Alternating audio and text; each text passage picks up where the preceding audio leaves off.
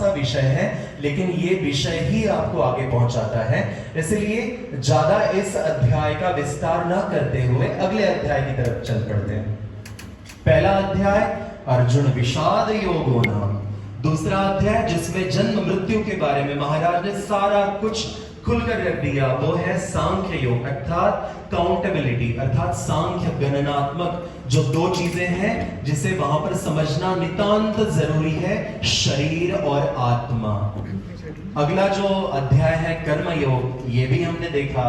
अब इस कर्म को जब आप ज्ञान की दृष्टि से देखते हैं, ज्ञान की दृष्टि से समझते हैं, तो यही अध्याय अगले चौथे अध्याय में परिवर्तित हो जाता है और जिसका नाम है ज्ञान कर्म संन्यास योगो नाम। इसी चौथे अध्याय में महाराज ने बड़े अच्छे अच्छे उदाहरण दिए। आप जानते हैं, अगर अन्य व्यक्ति आए तो अगर हम उसे अगर गीता का कुछ बताना चाहें तो आपके जिह्वा पर दो श्लोक बड़े जल्दी से आ जाएंगे। कौन कौन से भला? कौन कौन से?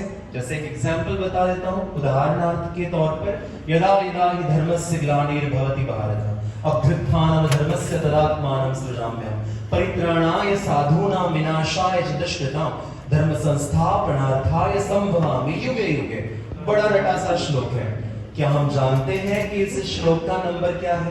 क्या जानते हैं ये कौन से अध्याय में है? कभी जानने की कोशिश की? ये श्लोक चौथे अध्याय में आता है, क्रमांक 7 और 8 पर। और ये जो है महाराज ने ये जो आपको जो वरदान दिया कि चिंता ना करना, जब जब धर्म की हानि होगी तब तब मैं अवतार धारण कर लूंगा। ये वैसा ही हुआ ना कि आज हम नए नए ऑफिस में लग गए, हमें कुछ नहीं पता, लेकिन अचानक से एक सीनियर आ जाता है हमारे पास में और कहता है कि तुम बिल्कुल अपनी एक्सेल शीट तैयार करके रखना, कोई दिक्कत अगर आए तो मैं तुम्हारे पास हूं। बड़ी सहूलियत मिलती है, बड़ी तसल्ली होती है।